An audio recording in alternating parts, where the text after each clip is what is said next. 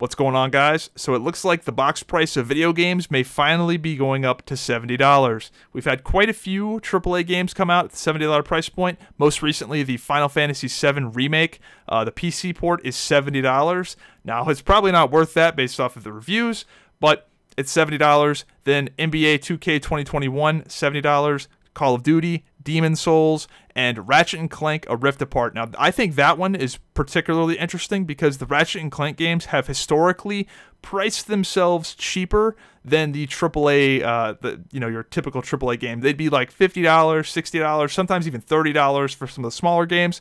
So they've always sort of priced their games lower, and now they're coming out $70 right out of the gate. Now, maybe it's a bigger game, who knows, but $70 games, I think, are coming. First of all, I mean, the elephant in the room is inflation. I know people, don't bring politics into it, but we've had a 6.2% inflation just last year. Inflation generally is around 2 to 2.2% a year. It's more than triple that right now. So you can't really ignore the fact that everything is going to be getting more expensive because of that. And the harsh reality of it is that all this government money we've spent is going to have to get paid back in one way or another. You either pay it back legitimately or pay it back via inflation. And this is what we're seeing. So, to be honest, guys, I only really see this getting worse.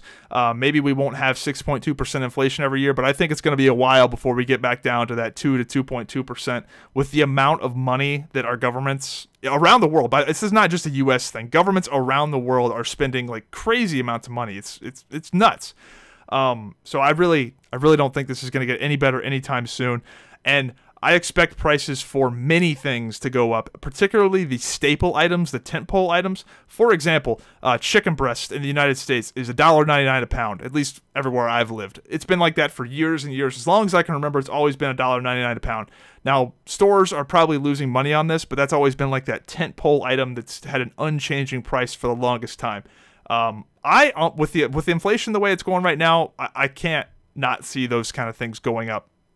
So that's the big elephant in the room. Now, even outside of this rapid 6.2% inflation we're seeing right now, $60 games, it probably should have gone up a while ago. Video game companies have been supplementing that $60 price point with microtransactions, DLC, and other things they do outside of the game to try and get some revenue going. But at some point, I mean, the games have been $60 for a really, really long time, and even the standard 2 to 2.2% inflation, that's going to start. This is compounding. It's a compounding 2.2% interest. It's not like it's additive, right? So it gets expensive really, really quick, and the cost of game development gets more and more expensive. Not only are the games harder to make, there's more going on. It's harder to make the art.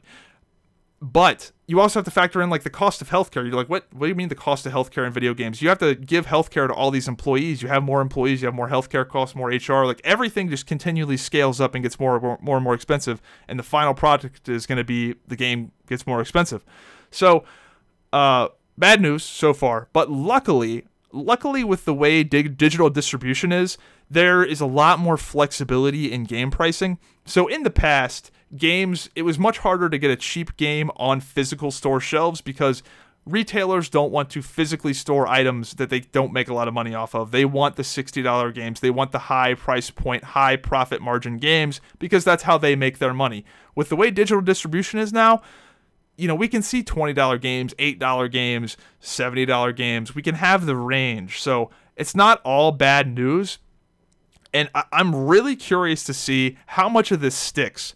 If we're going to have a Laffer Curve situation where maybe raising the price point actually causes them to make less money.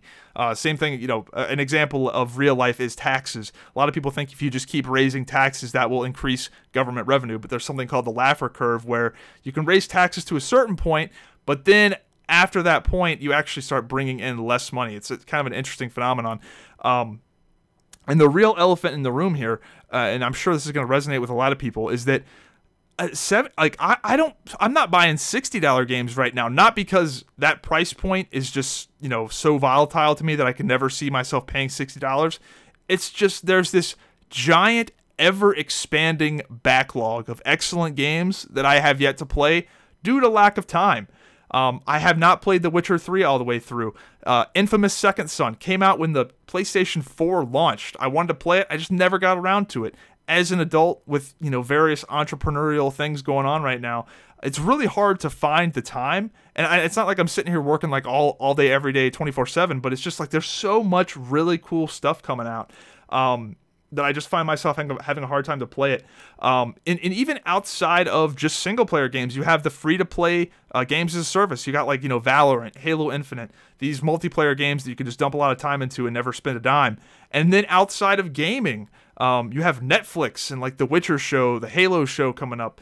This new Spider-Man movie. I haven't seen that, not because I don't want to. It seems pretty sick, but I just haven't gotten around to it. There is just this ever-expanding list of things that I just can't keep up with that I'm interested in, just because there's just so much stuff coming out.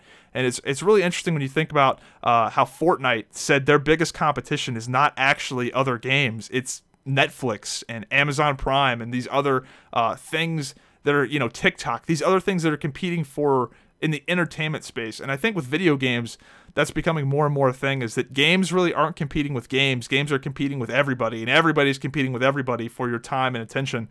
And it is exciting that there's so much cool stuff coming out that I can't keep up with it. I just remember as a kid, you were always like waiting for that new next game, but there wasn't anywhere near the amount of like cool video games coming out that we have today, especially at the price points.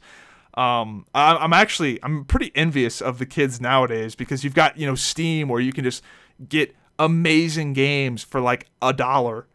It's crazy. I would have killed for that as a kid, because we just didn't have that, right? So, what do you guys think, man? This is interesting times we're living in, where this like race to the bottom. Like, sure, the games are going to come out at $70, but like, how long is it going to be before they're $30? Like, you already see these massive, it's almost a trend now where like the $60 game will be $40, even like 2 months after launch. And it's not even like a bad game. It just kind of happens that way. So let me know what you guys think in the comments down below, and I'll see you next time. Have a good one.